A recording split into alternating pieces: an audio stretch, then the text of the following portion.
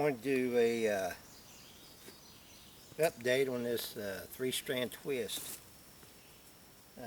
rig that I put together. Originally bought this rope for a set of manillas, and I went ahead and made me a set, a rig like similar to what I'd been using, and the workability of this rope's great. You know, it's a rigid rope. It really works good. Doesn't really seem to matter whether it's a rough bark tree or a smooth bark tree. It works really good. But I've been using this for about a month now, and you can see the wear, which any rope is going to wear as far as that goes. You know, there's going to be a certain amount of wear. But with this rope, there's really no way to actually safely gauge or have some type of indicator as to when to retire it. Basically, you'd just be looking at the wear and using your own judgment to decide whether it's safe or not. When you're climbing with 2 tether, it gets weaker with every climb because there's a certain amount of wear that's going to take place and breakdown of the fibers of the rope. So, because there's no wear indicator, a visual indicator with this kind of rope, I would not recommend it for 2 tether.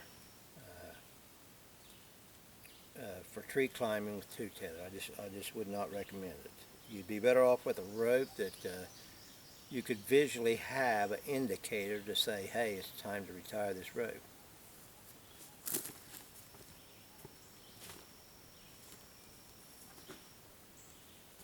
You know, an example is, I've used this. This is a 16-strand static arborist climbing rope.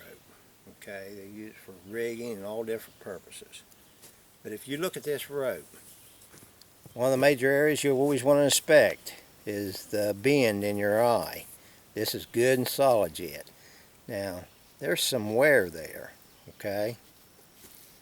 You'll see some wear in this rope. And that tape actually been taped 2 or 3 different times, and you can see the wear on the vinyl there, and you can see the wear on the rope. Now, even though you see some wear, I've used this rope for 3.5 years, and it has held up extremely well. The workability, it's not as rigid as the 3/4 rope. It doesn't work quite as well on the trees as the 3/4 rope, but because it has that shell to use as an indicator, this is a much better choice for tree climbing using 2 tether technique. You want to try to figure to where you've got a 300-pound workload. That's what I do. I figure for a 300-pound workload, at least a 300-pound workload.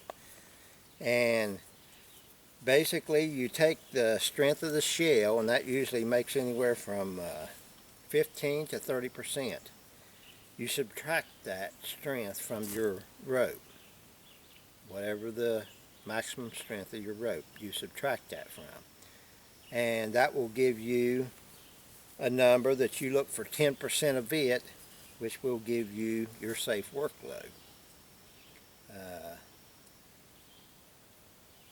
This rope has way outperformed anything as far as wear and everything like that of anything that I've used so far. It is a static line, but with 2 tether, you're keeping 2 short tethers, so ideally you're not making a lot of room for a fall. And if you're inspecting your material regularly, the most likely would, if your foot slipped, where you keep it against the tree,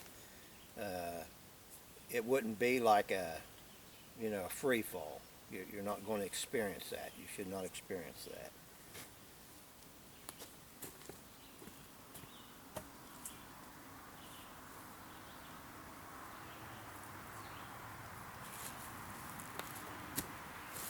Here I have a dynamic line that I've used in my very first attempt to